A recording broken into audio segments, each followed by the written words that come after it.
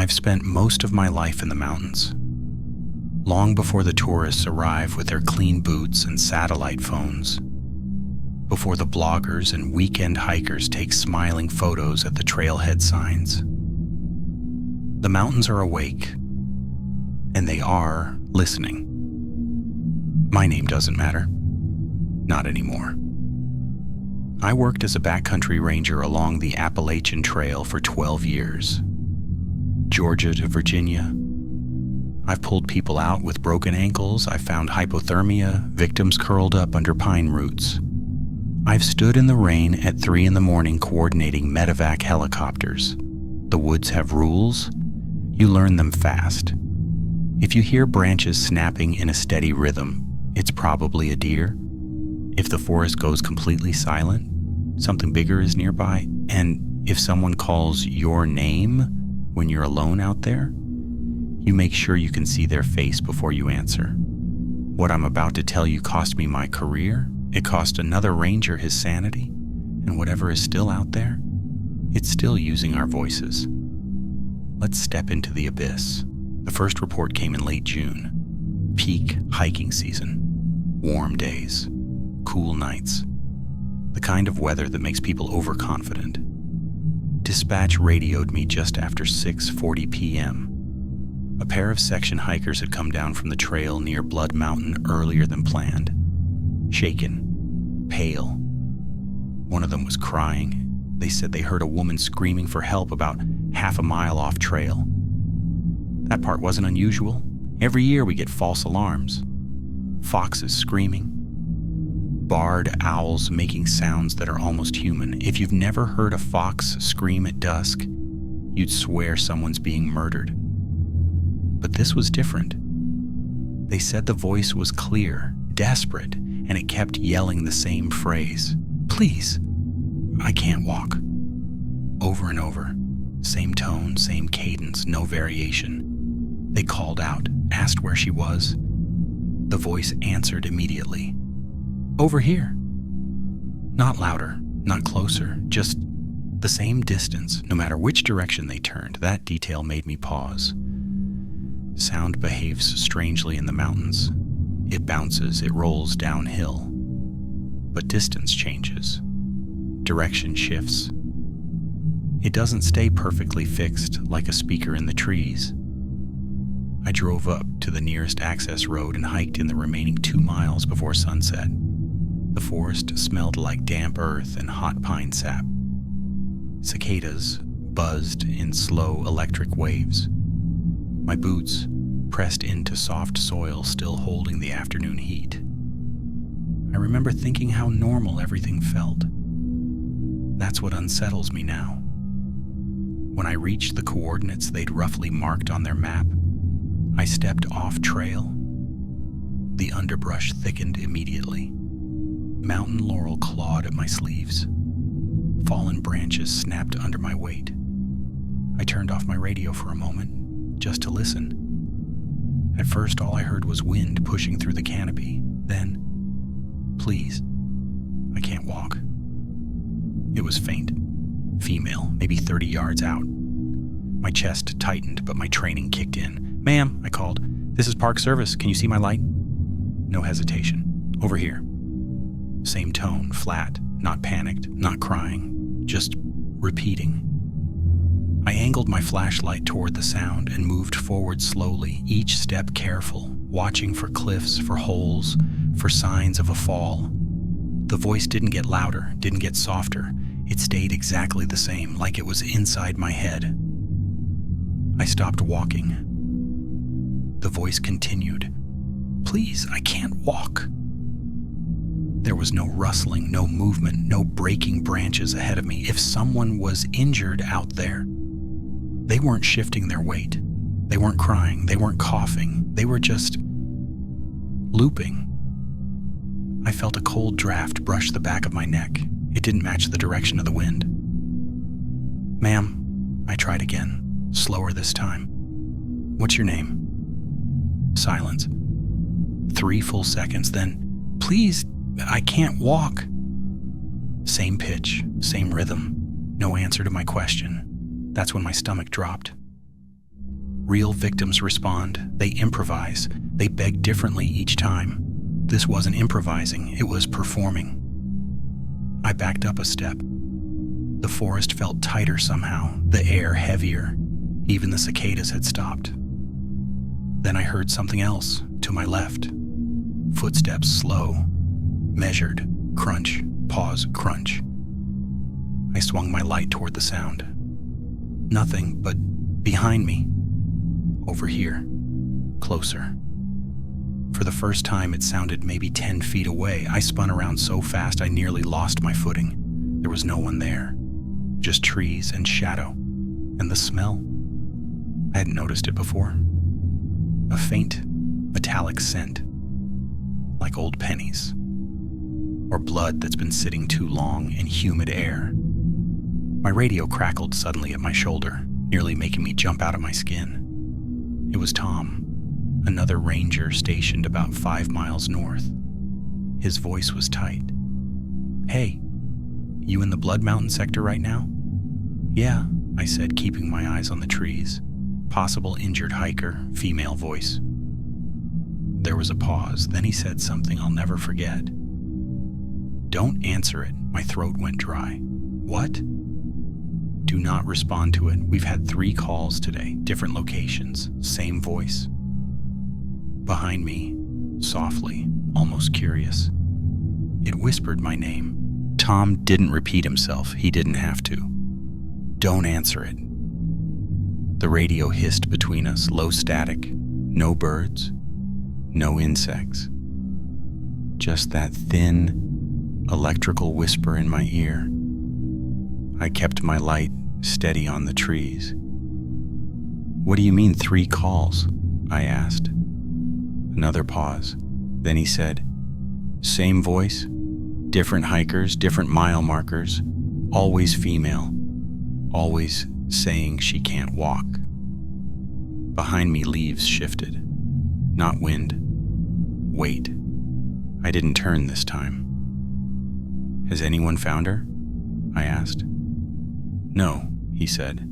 "We searched one site this morning. Nothing there. No tracks. No blood. No gear." The word gear stuck with me. If someone's injured in backcountry terrain, they drop things. A bottle, a trekking pole. Something. You always find something.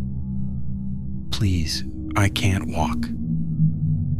It was closer now, soft, right behind my right shoulder. I felt it more than I heard it. Cold air brushed the back of my neck again. Slow, deliberate, like someone leaning in to speak. My body reacted before my brain did. I stepped forward fast and turned at the same time, sweeping the beam wide. Nothing, just tree trunks. Pale bark, black gaps between them. And that smell, stronger now. Metallic, wet, like a handful of pennies held too long in sweaty hands. Tom's voice came back through the radio. "We think it's bait." My jaw tightened. For what? He didn't answer right away. In the distance, somewhere deeper in the woods, I heard a branch snap, then another, moving in a wide arc, circling. I lowered my voice. "I'm about 30 yards off trail. Voice is stationary, no visual." "Pull back," Tom said immediately. "We're issuing a temporary hold on solo response." I almost laughed. We don't pull back from injured hikers. That's not how this job works. But I wasn't thinking about policy anymore. I was thinking about patterns. 3 separate reports. Same script. No variation. And now it knew my name. The voice spoke again. But this time, it wasn't pleading. It was trying something new. "Daniel. That's my first name. Only coworkers use it on the radio. My badge says D. Mercer. My family doesn't even call me Daniel. I didn't realize I'd stopped breathing until my chest started to burn. Tom was still talking, but his words felt far away. Repeat. Do not engage. Mark coordinates and return to trail. Another footstep behind me. Closer, crunch. I turned slowly this time. My flashlight beam trembled just enough to notice. The trees looked the same, but the darkness between them felt thicker, layered, like something was standing there, just out of reach of the light. Over here. It came from ahead of me now, not behind, ahead, perfectly level, perfectly calm. I took one step backward, then another. The voice adjusted instantly, maintained the same distance, like it was attached to me, mirroring my movement. That's when I understood something that made my stomach drop. It wasn't calling me deeper into the woods. It was keeping me exactly where I was, holding me in place. Another branch snapped, much closer this time, not circling anymore, approaching. I raised my radio. Tom. My voice sounded smaller than I expected. I think there's more than one. Silence on the line. Then, very quietly, get back to the trail, now. I started moving, slow at first, then faster. The voice didn't follow, it didn't chase, it just kept repeating behind me. Please, I can't walk. But underneath it, barely audible, there was something else, a second voice, lower, trying to match the first one. Practicing. I didn't run. Running in the backcountry gets you killed. Roots catch your boots. Loose rock gives way. One bad step and you're the one calling for help. So I moved fast, but controlled. Each breath measured, each foot placed carefully. The trail was only 30 yards away. It felt like miles. Behind me, the voice kept going, steady, unchanged. Please, I can't walk. It didn't sound strained anymore. It sounded patient, like it knew I wasn't going far. I broke through the last wall of laurel and stepped back onto the main trail. The forest opened slightly there, more air, more space between trees. I felt it immediately. That pressure eased just a little. I turned off my flashlight and stood still, listened. Nothing. No voice. No footsteps. The cicadas started up again, slow and electric, as if someone had flipped the sound back on. My radio crackled. You back on trail? Tom asked. Yeah. I kept scanning the tree line. You still hearing it? I waited. 10 seconds. 20. No. Another pause on the line. Okay, he said. Stay put. I'm heading down your way. I didn't argue. Standing still out there, in the fading light, I tried to slow my breathing. That's when I noticed something I hadn't seen before. There were no tracks crossing the trail. If someone had been circling me, approaching from different angles, they would have had to cross this path at some point. The soil was soft from last night's rain. My own boot prints were clear, deep, fresh. But around them, nothing. No secondary impressions, no broken twigs at ankle height, no displaced gravel, just untouched ground. I crouched down anyway, ran my fingers across the dirt. It was cool, moist, undisturbed. A breeze moved through the canopy above me. Cold this time. Colder than it should have been for late June. And then, from somewhere deeper in the woods, further than before, I heard it again. But it wasn't calling for help. It was laughing. Not loud, not manic, just a soft, breathy sound, like someone learning how. My skin tightened along my arms. I stood up slowly. "Tom," I said into the radio, "you ever heard a barred owl try to mimic a human laugh?" He didn't answer right away. When he did, his voice was lower. "That's not an owl." I swallowed. "How do you know?" Another pause.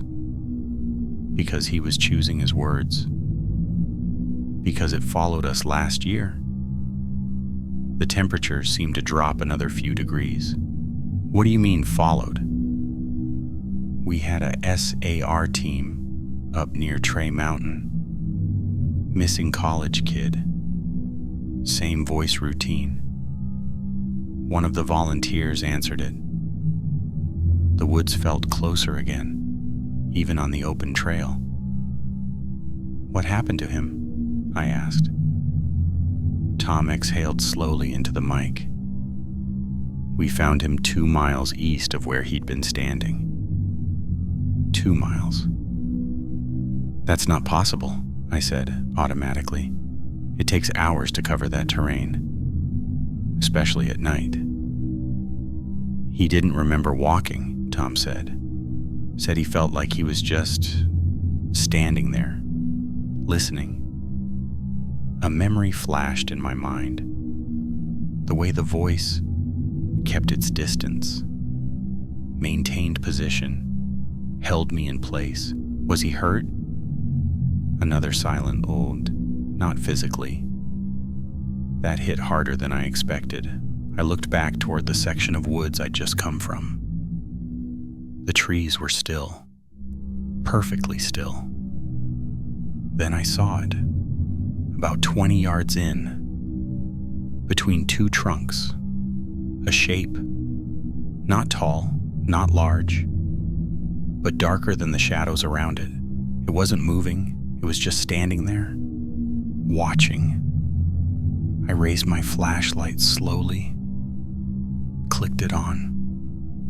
The beam cut straight through the space, empty. No shape, no figure, just air and bark and drifting mist. But the smell came back, metallic, stronger than before. Right on the trail with me, not in the woods, on the trail. I stepped backward without meaning to. And that's when I realized something else. The forest hadn't gone silent this time.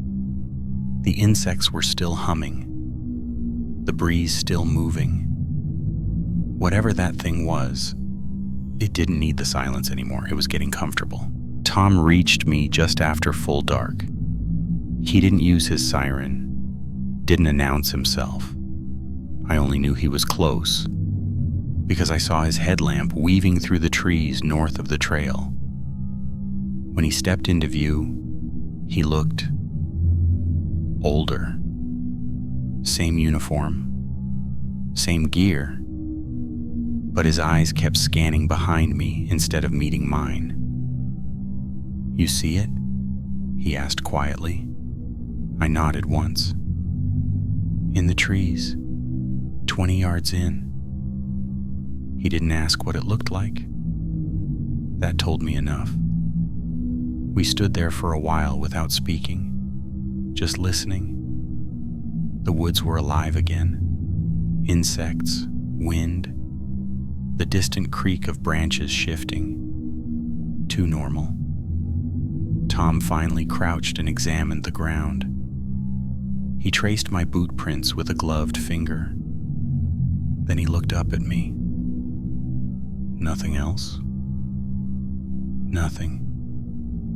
He stood and turned slowly in a full circle, sweeping his light across the forest line. If something had weight, it should have disturbed something. Broken fern stems, compressed leaves, shifted soil. There was none of it. Tom keyed his radio. "Dispatch, this is Ranger Holt.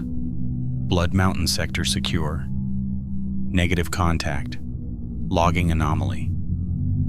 Anomaly. That's what we called it now. Not a lost hiker, not wildlife. An anomaly. Dispatch acknowledged. Routine voice. Calm. Unaware. Tom lowered the radio and leaned closer to me. "We need to check something," he said. "What?" He hesitated. "The audio." I frowned. "What audio?" He held up a small digital recorder. "Standard issue during search operations." He pressed play. Static filled the space between us, then my voice came through. Clear. Sharp. "Ma'am, this is Park Service. Can you see my light?" I felt my stomach tighten. "I didn't record that," I said. "You didn't have to," Tom replied.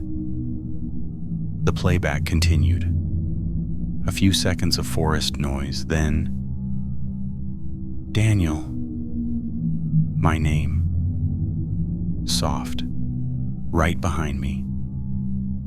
On the recording, it sounded closer than it had in real life. Too close. I swallowed. That wasn't in my radio. "I know," Tom said. He rewound. Played it again. This time I focused on the background. Beneath the main voice, there was something else. A second layer. Lower, distorted, trying to sync up. Like two tracks overlapping but slightly out of time. "You hear that?" Tom asked. "Yeah." He nodded once. "We caught that same layering last year." The metallic smell drifted through the air again. Stronger now. I noticed Tom wrinkle his nose. "You smell that?" I asked. He didn't answer immediately. Then, "Yeah." We both turned toward the woods at the same time. There was movement. Not large, not crashing through brush. Subtle. A shift in depth. Like the darkness itself leaned forward.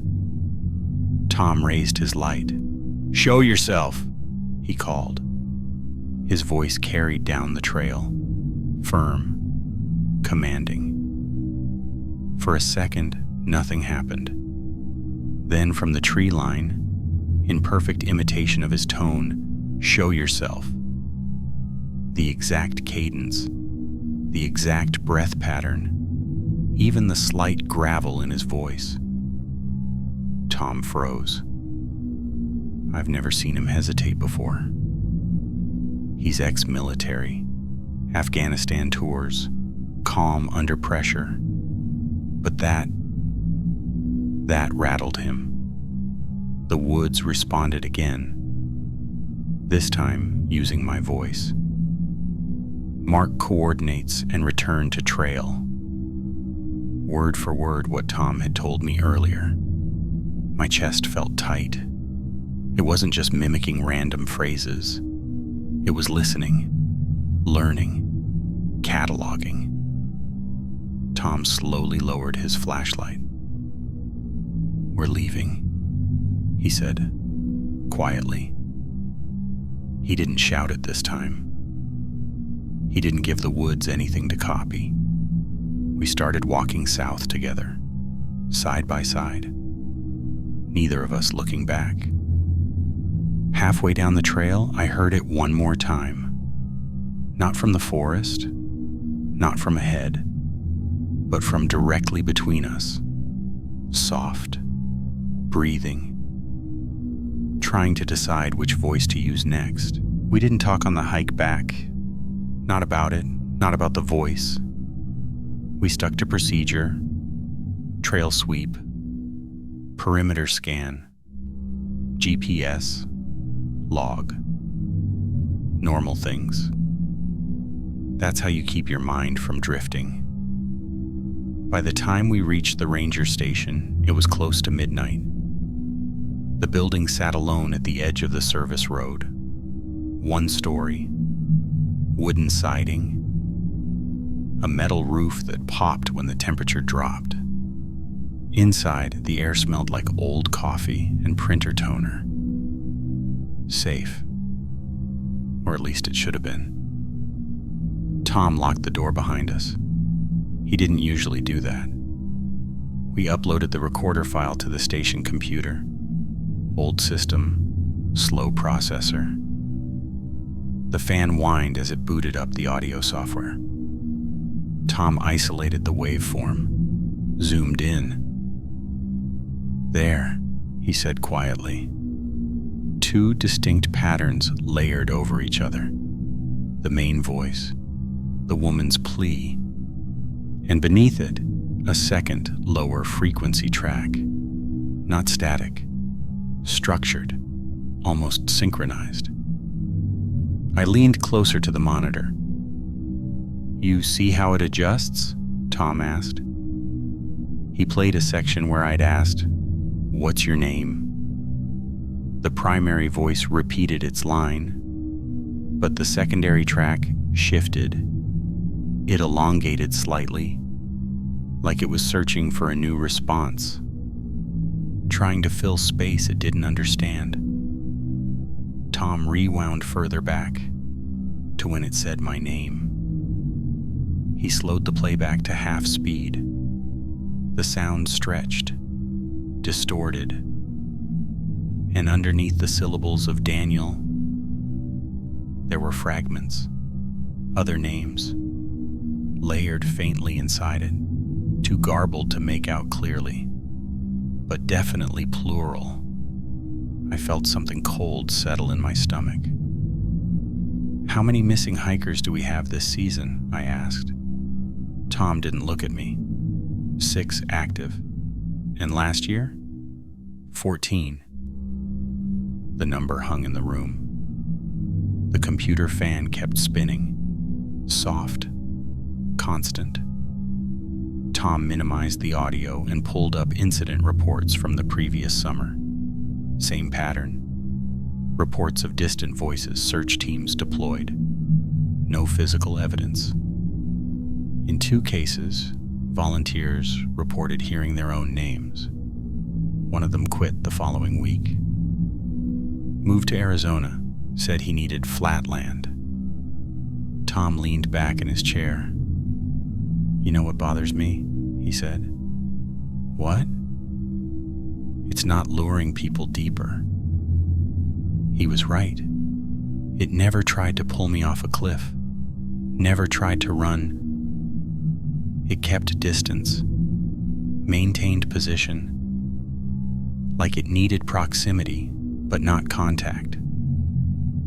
Like it's studying, I said. Tom nodded slowly. The fluorescent light above us flickered once. Just a quick pulse. We both looked up. Old building. Old wiring. Still. The metallic smell drifted through the room. Faint, but unmistakable. I saw Tom notice it this time. His jaw tightened. That wasn't here before, he said quietly. The station had its own smells. Dust, paper, wood polish. Not that, not copper, not blood. The computer speakers crackled.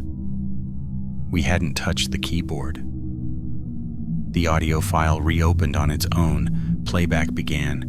The woman's voice filled the small office again. Please, I can't walk.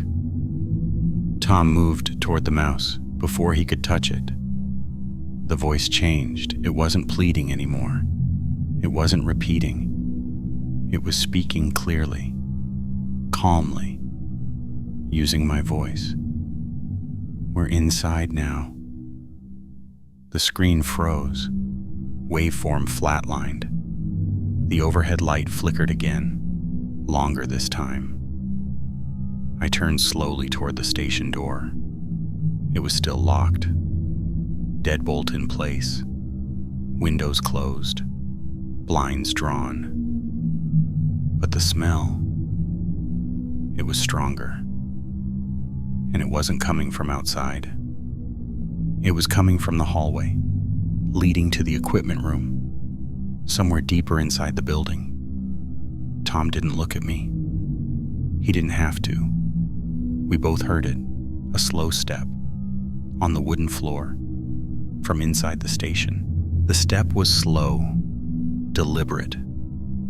Wood creaked under weight. Not the sharp pop of cooling boards. Not the random tick of an old building settling. This was measured, heel, then toe, from the hallway. Tom reached for the desk drawer without looking away from the doorway. He pulled out his sidearm. We weren't supposed to use them unless absolutely necessary. Wildlife deterrent. Last resort. This didn't feel like wildlife. The hallway light was off. Only the glow from the office spilled into it. The beam cut across filing cabinets, the edge of a corkboard, the open doorway to the equipment room. Empty. Another step. Closer. I realized something then. The sound wasn't echoing. It wasn't traveling from the end of the hall toward us. It was just appearing, one step at a time. Each one a little nearer. Tom's voice was low. If someone's in there, identify yourself. The words felt fragile in the air. For a moment, nothing answered. Then, in perfect imitation, if someone's in there, identify yourself. Exact pitch, exact rhythm, but hollow, like it had been drained of breath. My hands felt numb. Tom flicked on his flashlight and moved toward the hallway. I followed. Every instinct told me to stay put, to leave. But leaving would mean stepping outside, into the dark. We cleared the hallway together. Left side, right side. Equipment room first. Metal shelves. Ropes. First aid kits. Bare canisters. Everything exactly where it should be. The metallic smell was stronger here. Sharp. Almost sweet. I swallowed against it. Storage closet, Tom said. He moved toward the last door at the end of the hall. It was slightly open. Just an inch. Neither of us remembered leaving it that way. He pushed it open with the barrel of his flashlight. The beam slid across the small room. Mops. Cleaning supplies. Water heater in the corner. Nothing else. No person, no animal, no movement. But on the concrete floor, there were wet footprints, bare, human-shaped. They started in the center of the room. Not at the doorway, not near the wall, just there. As if someone had stepped into existence, the prints led 2 steps forward, then stopped. No exit trail, no return path. Just 2 impressions. Dark, shining slightly under the light. Tom crouched slowly. He didn't touch them. Neither did I. The concrete around them was dry, dusty, undisturbed. Only those 2 marks. Lock the front door again, Tom said quietly. It's already locked. He looked up at me. I know. The overhead lights flickered hard this time. 3 rapid pulses. The computer in the office rebooted with a sharp electronic chirp. And from the speakers, soft, almost pleased. Over here. But it wasn't coming from the woods anymore. It wasn't even coming from the hallway. It sounded like it was right behind us, inside the closet. We turned at the same time. The closet was still empty, but the metallic smell, it was strongest there. Thick in the air, hard to breathe through. Tom backed out first. Slow, gun steady. I followed. And as we stepped into the hallway, one more footprint appeared on the closet floor, right between the 2 existing ones, forming a triangle, as if whatever it was had shifted its weight. We didn't stay in the hallway. We backed into the main office and shut the door, not slammed, not rushed, just controlled. Tom locked it, then dragged one of the metal filing cabinets halfway in front of it. The sound scraped across the floor louder than it should have. Neither of us spoke for a few seconds. We just listened. No footsteps now, no voice, just the faint hum of the rebooting computer. And that smell, it had spread. It wasn't concentrated in the hallway anymore. It was in the room with us, like something had exhaled. Tom moved to the security monitor mounted in the corner. 4 camera feeds, front entrance, back service door, hallway, equipment room, grainy night vision, green tinted, empty. He tapped the keyboard to refresh the feeds. They flickered, then stabilized. Front entrance, locked. Back door, closed. Hallway, still. Equipment room. I stepped closer to the screen. Pause that, I said. Tom froze the frame. In the equipment room feed, the shelves looked the same. Ropes, helmets, first aid bins. But the angle was slightly off, tilted, like the camera had been nudged. We hadn't touched it. Tom rewound the footage, 5 minutes, played it back at double speed. Nothing, just the empty hallway, the empty room. Then, at exactly 11:58 p.m., the hallway camera glitched. A thin vertical distortion ran down the screen, just for a fraction of a second. Tom slowed it down, frame by frame. There, between one frame and the next, something stood in the hallway, not entering from either side, not walking in, just present, humanoid, average height, too dark to make out features. But its posture was wrong. Its arms hung slightly too long. Its head tilted at an angle that didn't match a human neck, and it was facing the office door, facing us. The next frame, gone. No transition, no motion blur, just empty hallway again. I felt my throat tighten. "Go back," I whispered. Tom rewound again, paused on the frame where it appeared, zoomed in, the image pixelated under magnification. But one detail became clearer. Its face. There were no features, no eyes, no mouth, just a smooth, pale oval, like skin stretched too tight. Tom leaned back slowly. "That's not a glitch," he said.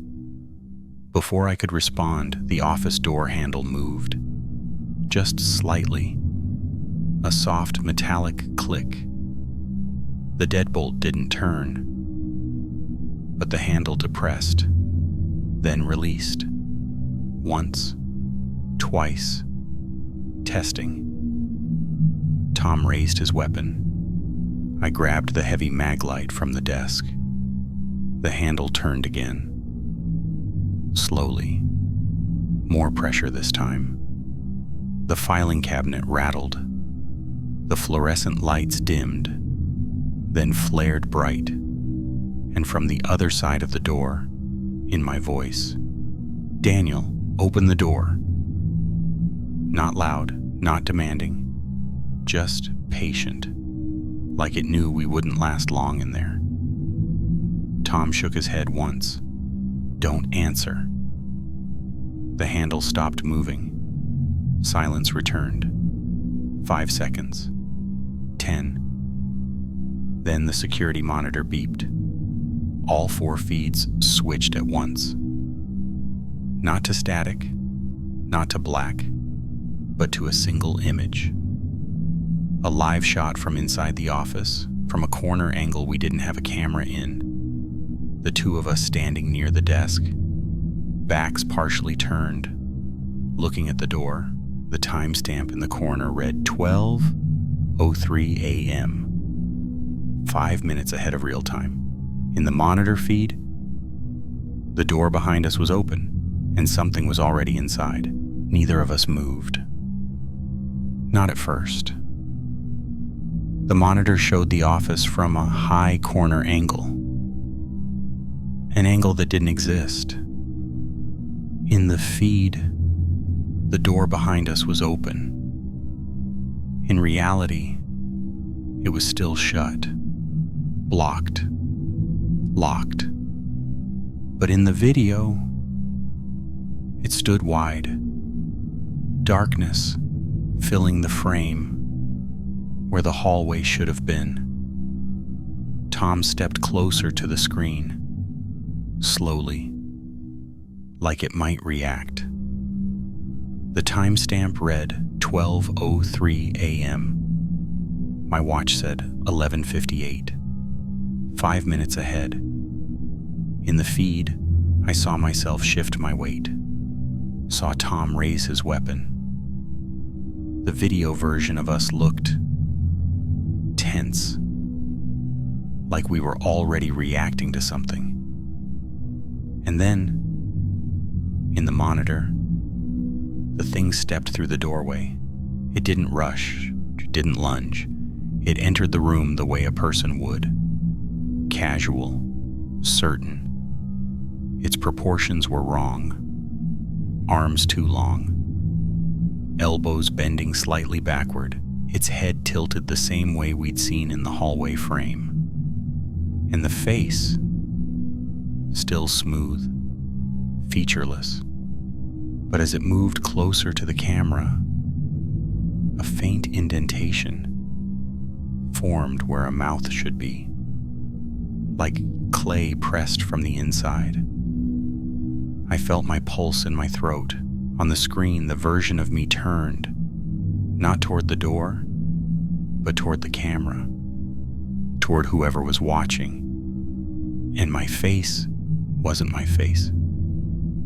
The structure was mine. The beard line, the scar near my eyebrow. But the eyes were dark, too dark, and the mouth moved out of sync. It said something. Tom muted the speakers instinctively. I didn't need to hear it. Because in the real room, right behind us, I heard the same voice begin to speak. Not from the door, not from the hallway, from inside the office. Close, too close. I turned slowly. The office was empty, still. The door closed. Cabinet in place, but the metallic smell was overwhelming now. Sharp, copper, and something sweet underneath. On the monitor, The future version of Tom fired his weapon. The muzzle flash lit the room white. The screen cut to static for half a second, then returned. In the feed, there was no creature, no duplicate, just an empty office and two bodies on the floor. One of them was me, face turned toward the camera, eyes open, mouth slightly parted. The timestamp flickered. 12:04 a.m. My watch ticked over to 11:59. 1 minute passed in real time, 5 minutes in the feed. Tom grabbed the power cable from the back of the monitor and yanked it free. The screen went black. Silence filled the room, heavy, pressurized.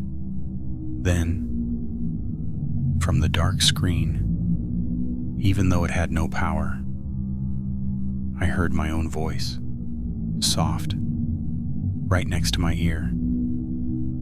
"You're almost there." My watch rolled to 12 a.m. The overhead lights shut off completely, pitch black. For 3 full seconds, in that darkness, I heard breathing. Not mine, not Tom's. Slower, deeper. Standing between us. The lights snapped back on. The office looked normal. Door closed, cabinet in place, monitor dark. Tom was standing exactly where he had been, gun raised, hands shaking now. He looked at me, really looked at me, scanning my face, searching for something. "Say something," he whispered. My throat felt tight, dry. I opened my mouth, and for a split second, I didn't know which voice was going to come out. I swallowed. Tom's eyes were locked on mine. "Say something," he whispered again. I forced air into my lungs. "It's me." My voice sounded normal, rough, shaken, human. Tom didn't lower the gun. "Say my name." "Tom." No hesitation. He studied my face like he was memorizing it, waiting for a twitch, a delay, something slightly off. The metallic smell lingered between us, thick enough to taste. Tom finally lowered the weapon a few inches, not fully, just enough. "We leave," he said. "Now. Both of us. Together." Leaving the station after midnight wasn't protocol, but neither was any of this. We moved toward the door slowly. Tom kept his eyes on me. Not the hallway. Me. Like he was expecting my skin to shift, or my mouth to stretch too wide. He unlocked the deadbolt, moved the cabinet, opened the door. The hallway was empty. Fluorescent lights steady now. No flicker, no footprints on the tile, no metallic smell out there. It was still concentrated in the office, as if whatever it was preferred that room. We stepped into the hallway together. Tom reached for the main breaker panel near the equipment room. "If it's using the system," he said quietly, "we cut the system."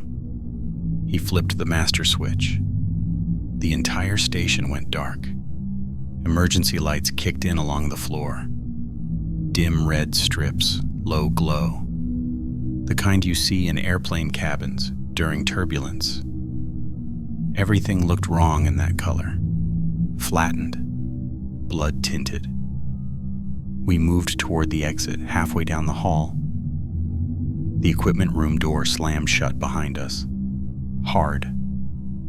The sound cracked through the building. Tom spun, raised his weapon again. The door handle rattled violently. Once. Twice.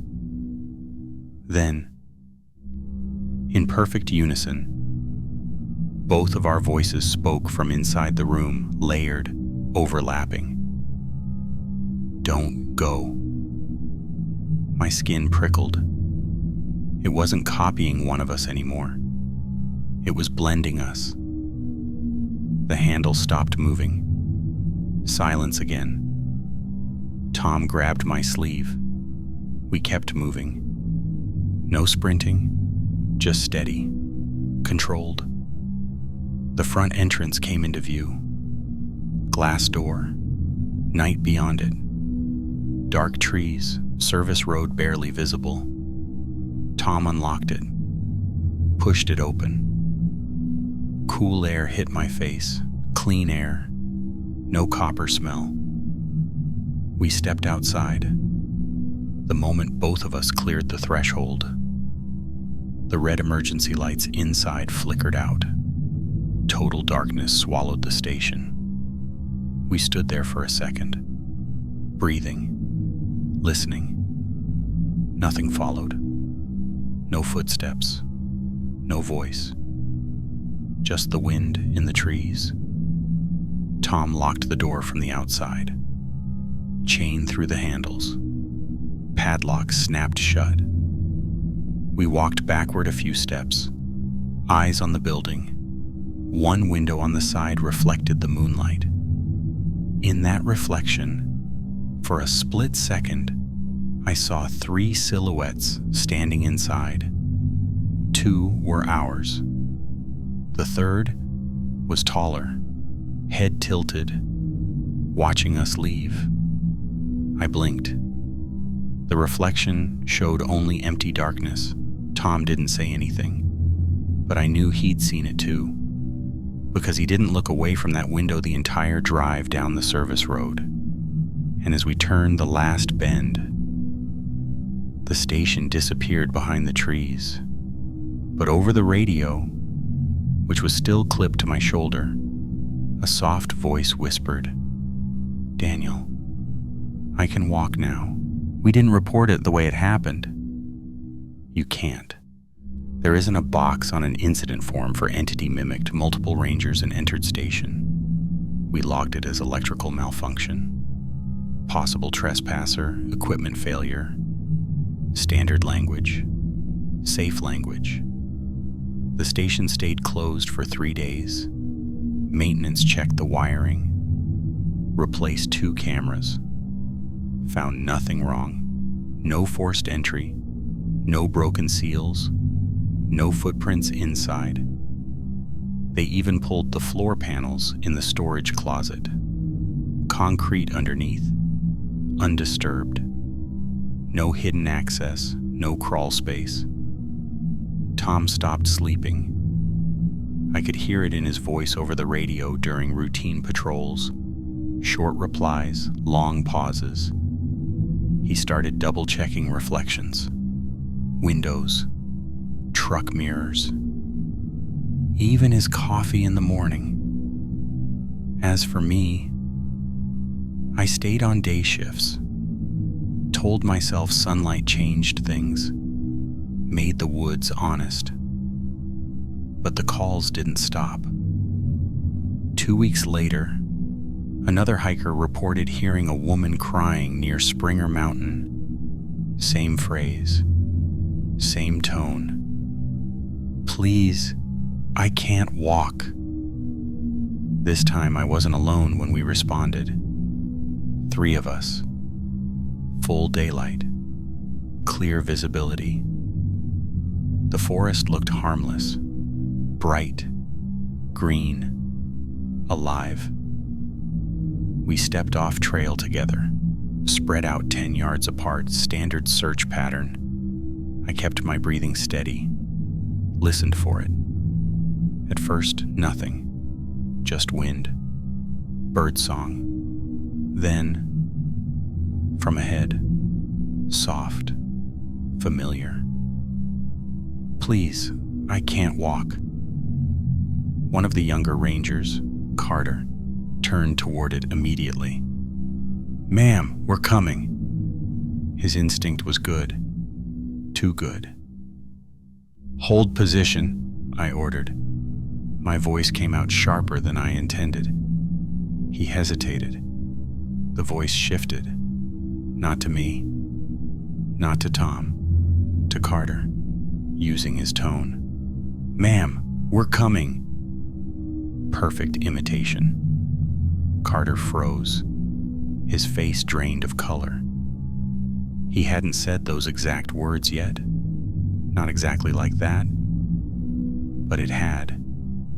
It was getting faster, adapting quicker. Tom moved beside me. Low voice. "It's compressing the delay." He was right. Last time it repeated phrases after a pause. Now it was almost immediate. Real-time learning. The voice came again, but different, stronger, confident. "Daniel." Behind us. We turned together. The forest looked normal, but about 15 yards in, I saw the same shape, standing upright, partially obscured by a tree. It didn't retreat when we faced it, didn't disappear. It just stood there, head tilted, watching. Carter whispered, "I see it." So it wasn't just me. Tom raised his rifle slightly, not aiming, just ready. The metallic smell rolled through the air again, stronger than before. Carter gagged. "What is that smell?" The shape shifted its weight, one slow step sideways, limbs bending wrong, and then it spoke again, not pleading, not copying, but forming something new. "I can walk." The words were clearer than they'd ever been. The voice deeper, layered, multiple tones braided together. It took another step, closer to the trail, and as it moved, its surface rippled, like skin struggling to hold a shape. For a split second, its face formed, eyes, mouth, cheekbones, mine, then Tom's, then Carter's, cycling through us like options, testing. Carter stumbled back. "Shoot it," he whispered. Tom didn't. Neither did I. Because it wasn't charging, it wasn't attacking. It was learning how to stand, learning how to move, learning how to be. And then it did something that still wakes me up at night. It smiled.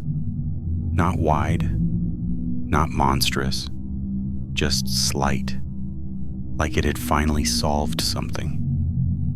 Then it turned, walked deeper into the forest, smooth, controlled.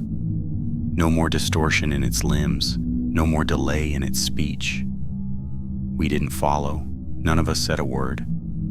We just stood there, listening to it walk away, and the worst part, the footsteps it made sounded exactly like ours.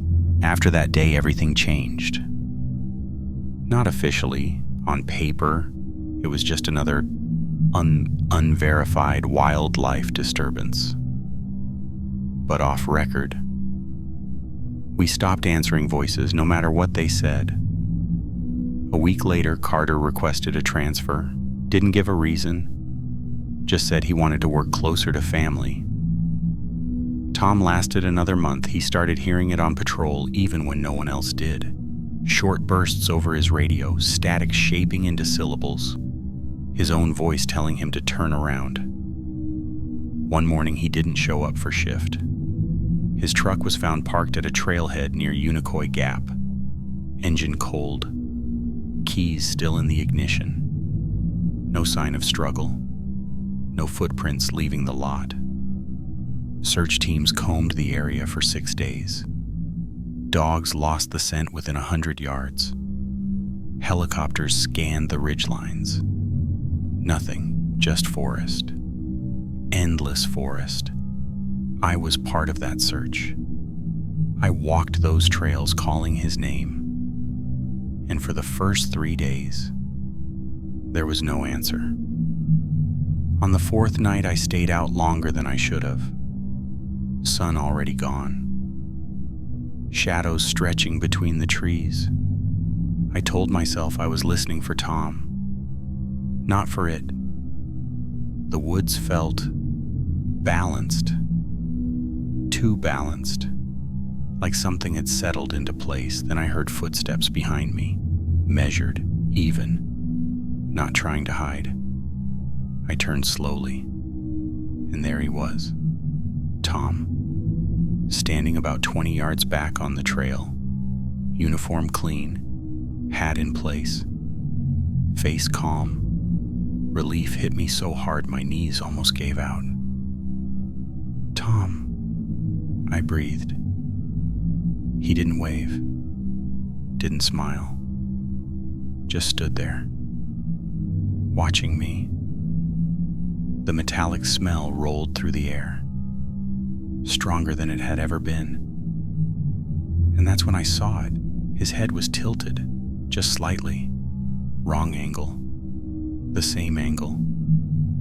I felt something inside me sink. "Tom," I said again. His mouth opened, but the voice that came out wasn't his. It wasn't mine either. It was layered, blended, familiar pieces stitched together. "You left me." My throat tightened. "I came back for you," I said. It took one step forward. Perfect balance. Perfect posture. No distortion now. No rippling skin. It had learned that part. "I can walk," it said again. Clear. Stable. It raised its hand slowly, palm facing me. For a second, I thought it was reaching out, but the fingers bent backward slightly, just enough to break the illusion. The skin around its jaw twitched, and for a flicker of a moment, its face shifted, not cycling anymore, not searching. It had chosen. It was wearing Tom. I took one step back. The forest behind me felt thinner, less protective. It took another step forward, close enough now that I could see the eyes clearly. They weren't black. They weren't empty. They were reflective, like glass, mirroring my own face back at me. "Daniel," it said softly. Not copied, not stolen, spoken with intention. And that scared me more than anything else, because it meant it wasn't repeating anymore. It was thinking. I don't remember deciding to run, but I did. Branches tore at my sleeves. Boots slipped on loose rock. I heard footsteps behind me, matching mine perfectly. Same rhythm, same pace, not chasing, just keeping up. I burst out onto the main trail and didn't look back. Didn't stop until I saw the search team's floodlights through the trees. When I finally turned, the trail behind me was empty. No Tom, no shape, no sound, just wind, and the faintest trace of copper in the air. Tom was never found, officially listed as missing, presumed dead. I resigned 3 weeks later, moved out of state, flatland, no mountains, no dense woods, But sometimes, late at night, when the house is quiet, I hear footsteps outside my bedroom door, measured, even, and a voice, soft, certain, practiced. "Daniel, open the door." I don't answer. I don't move, because I know now it doesn't need help walking anymore. I didn't tell anyone this part. Not the report board, not the state investigators, not even Tom's family. Because there's something worse than losing someone in the woods. It's realizing they were never lost. 3 months after I resigned, I received a package. No return address, no postage stamp. It was hand-delivered, left on the porch of my rental house in Tennessee. Flatland, no forest within sight. Inside was a small digital recorder, same model we used in the field. There was only one file on it, dated the night Tom disappeared, 11:47 p.m., before I ever saw him on that trail. My hands were shaking when I pressed play. At first it was just wind, footsteps on gravel. Then Tom's voice, clear, breathing hard. "I've got visual," he whispered.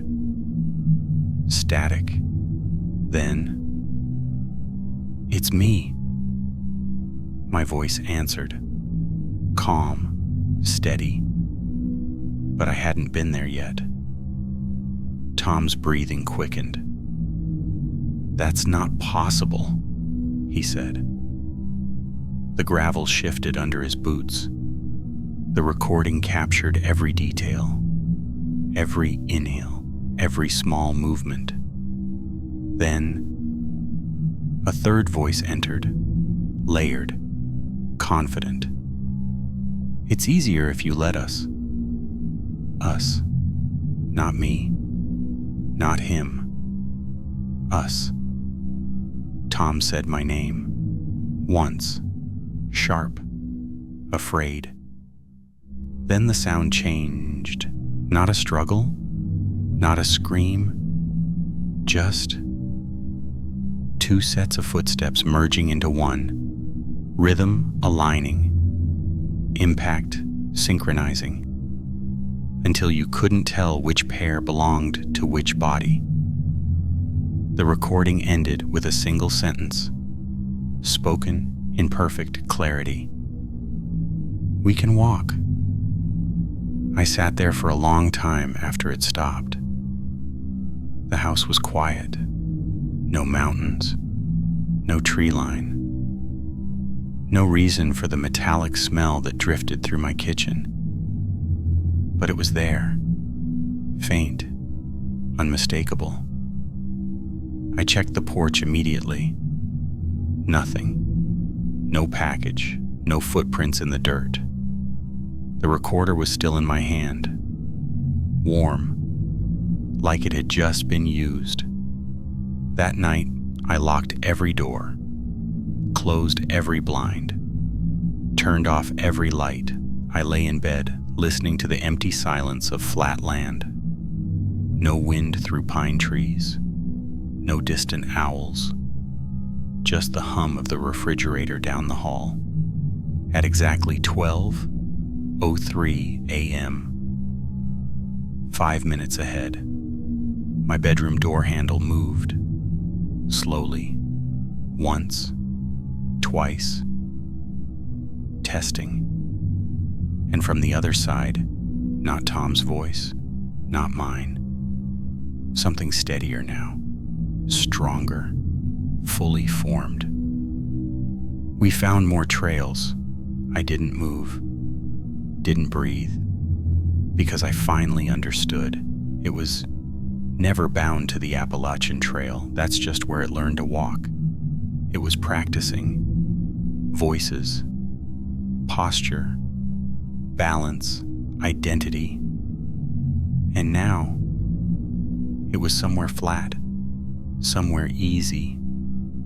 Somewhere with streets instead of trees. and doors instead of branches, I still don't answer it.